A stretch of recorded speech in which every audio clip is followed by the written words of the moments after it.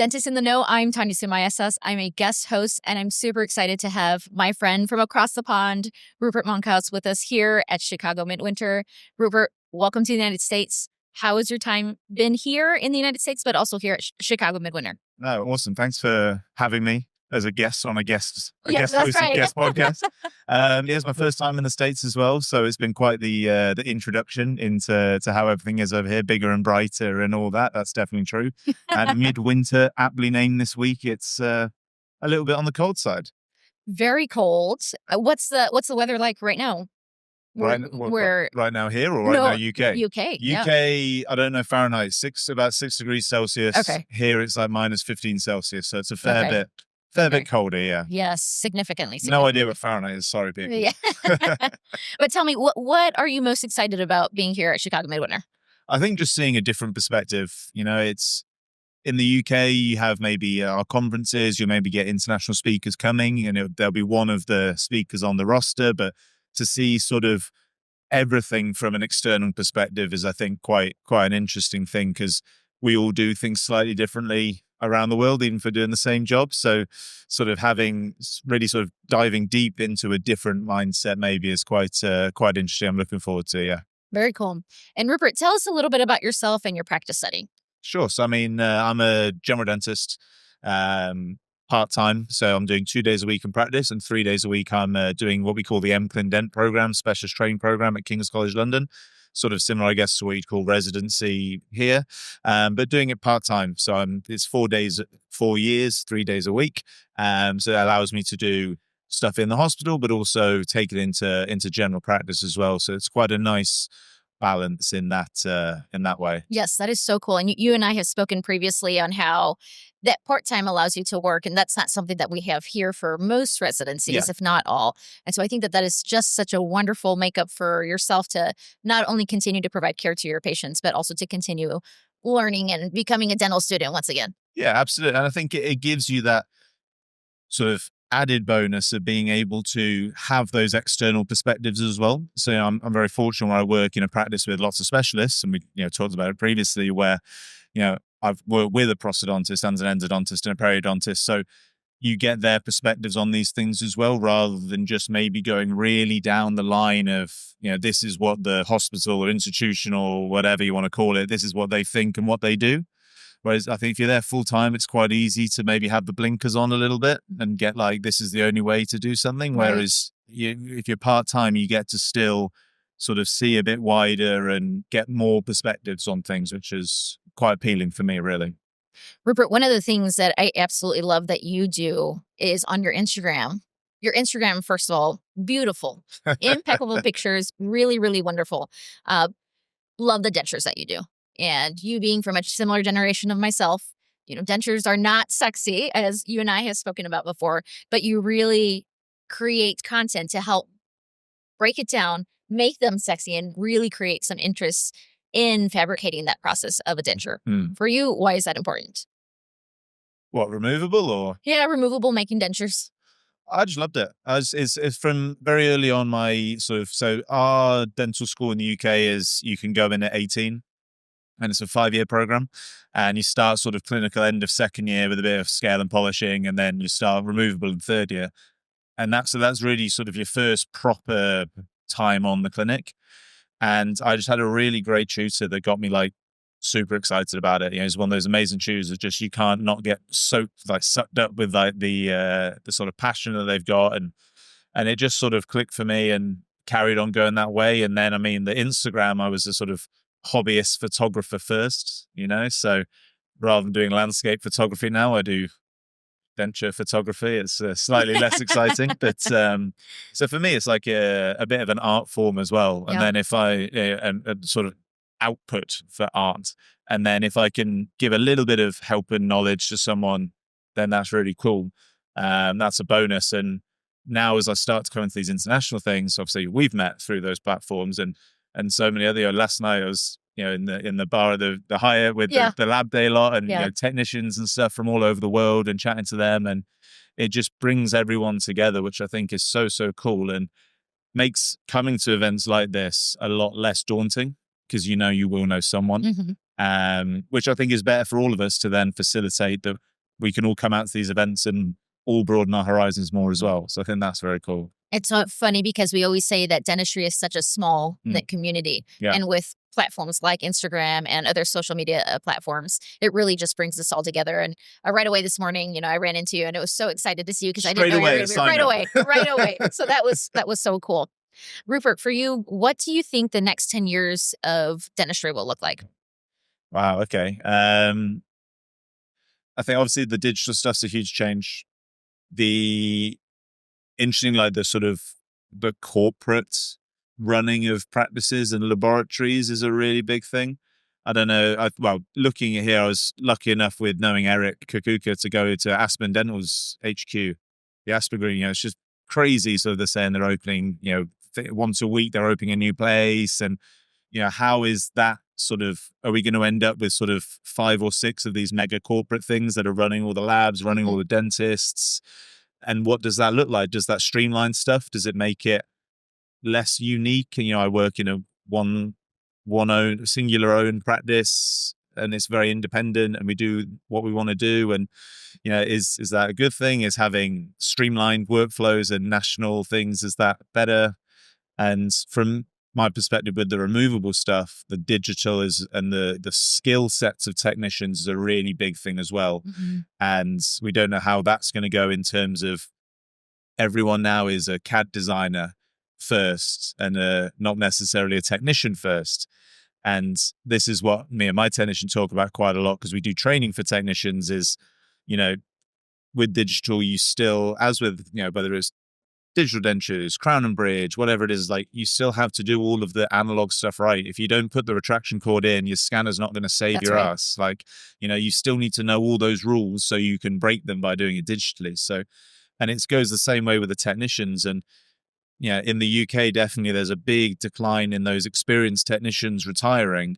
And then the new ones coming in, it's a lot more CAD first. And you can do lots of stuff on the computer, but it doesn't mean it's going to work. And that I think is going to be the interesting thing from my sort of side of the industry is, are we going to have this sort of crossover point where the knowledge actually drops off very quickly?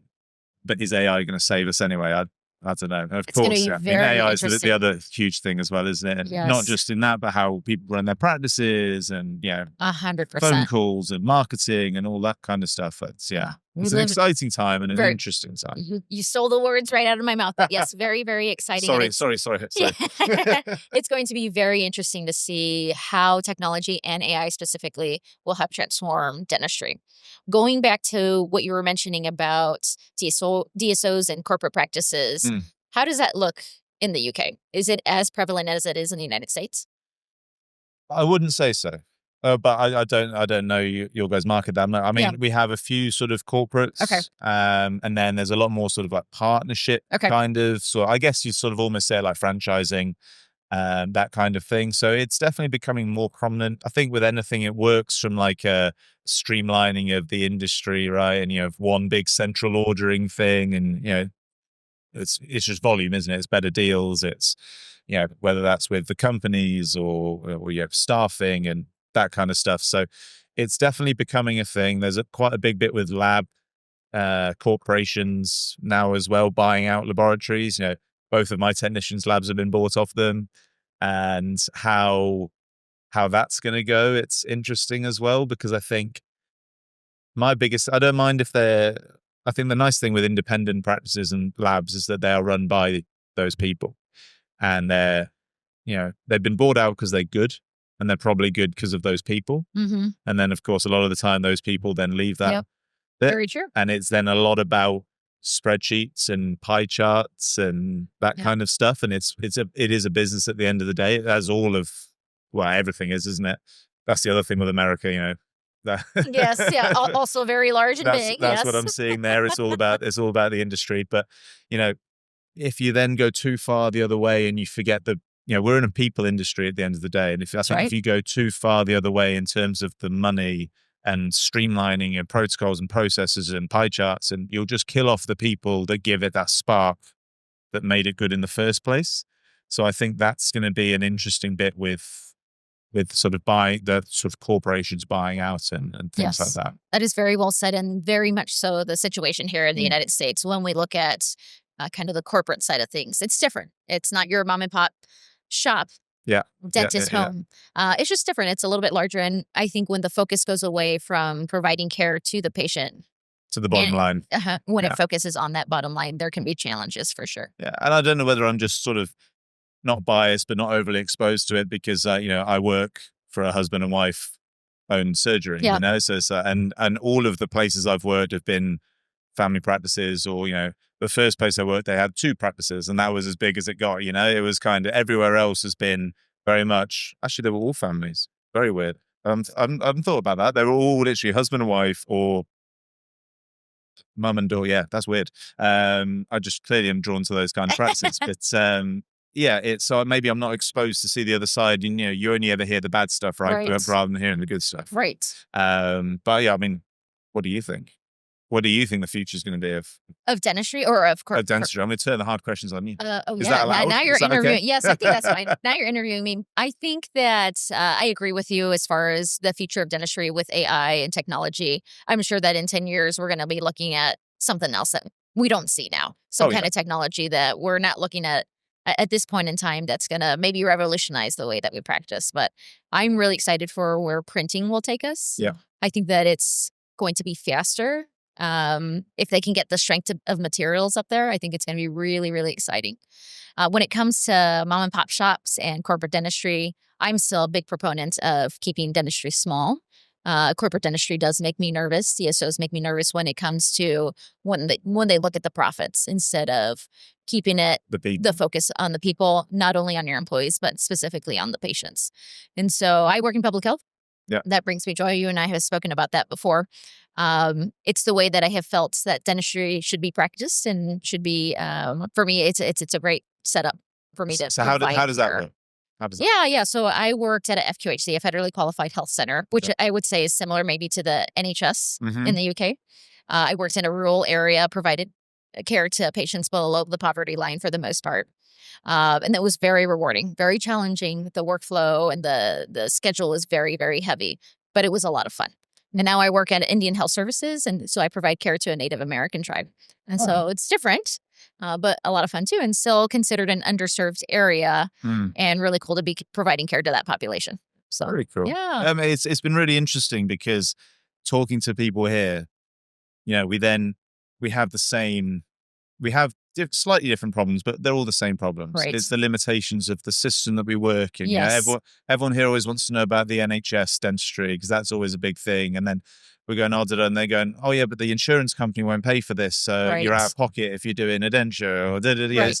And it's so interesting because we don't perceive that in the UK. We just see the full mouth veneers and the $100,000 treatment plans. And you suddenly going, you're battling with an insurance company to get this over the line so you can do it. And that's what I found so interesting as well, is actually we all have the same problems, just maybe framed slightly differently as well, which is a very cool thing to see, if slightly depressing that there's no grass isn't greener anywhere else. That is a little depressing. And remind me, after you all graduate dental school, you have to spend some time in the NHS, or is that not correct? So you don't have to. You could go straight into private practice, but realistically, at that point, the only way you're doing that is if the mum and pop shop is your mum and pop. That's probably the only way that you're going to get in there. So we have something called a foundation year, which is like almost like a 6th year dental school. Okay. And you get like allocated somewhere. I got sent up to the north of England. Yes, I remember you telling me this. I had a great time and it was amazing. And that was a practice owned by 2 brothers. And their dad used to be the dentist. You get sort of sent up there and then you just find a job. And that might be what we call sort of mix, which is they've got a big contract with the health service, but you still do some private. But it's not really private, and then you've got fully private practices and so forth. So, you usually have to do some to a degree to sort of, get your skills up, get your portfolio together to then be able to get those jobs, unless unless your parents own it, kind of thing. Right. So everyone does some to a degree. I mean, I managed barely 18 months in actual practice. I did my foundation year and then about 18 months. At the time, I was working weekends at the place that I work at now still.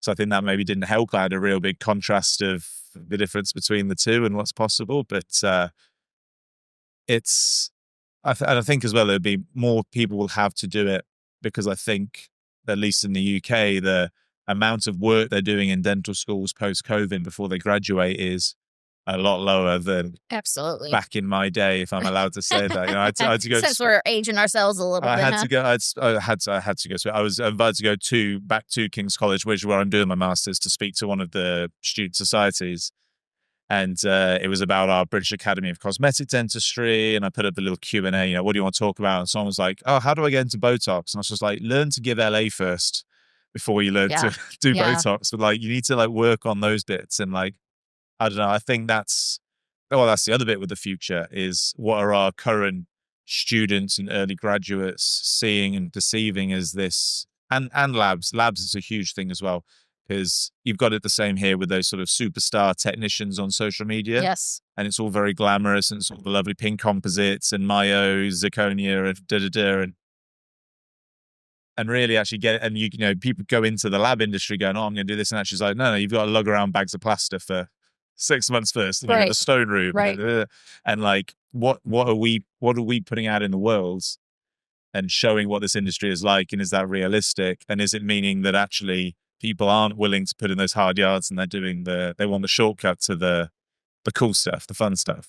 I don't know. Yeah, I think that we all got to do the grunt work. And you're right. We got to learn the best basics. We got to learn to walk before we run. And so it's so important for our students to have that focus first. But it will be interesting to see in the future what dental schools will make a priority in teaching. Rupert, it is so wonderful to see you here in the United States. And out of curiosity, I'm so curious to know, aside from coming to Chicago Midwinter, what are you most excited about seeing in the United States? Well, I'm going to have a big pizza, aren't I? I'm going to have to do that. Yeah, you're going to do some deep dish. I'm not sure it's my vibe, but I'm going to have to give that a go. Yeah, it's different. It's just seeing people, you know, and that's, you know, we sort of touched on with the social media. Like, I really love that I have, say, I was in that bar for a long time. I'm in a good shape, don't worry. So I had to get I had to go to the gym this morning, so I was very sensible. But it was so cool that people that I've been speaking to for ages, I went to the Aspen group to see Eric. Went over to Harvard to see a tutor that I've known on Instagram for ages there. We know each other through that. And like, just touching base with all these people, I think like that's the really cool bit, to say it can be a very small world. You can be in like a 2-surgery practice in a basement with no windows. Like, it's just great to be out and seeing this community around the world. I think it's great. Well, Rupert, thank you so much for your time, and thanks so much for being here. I'm so glad that we had this opportunity to connect. Thank you for having me.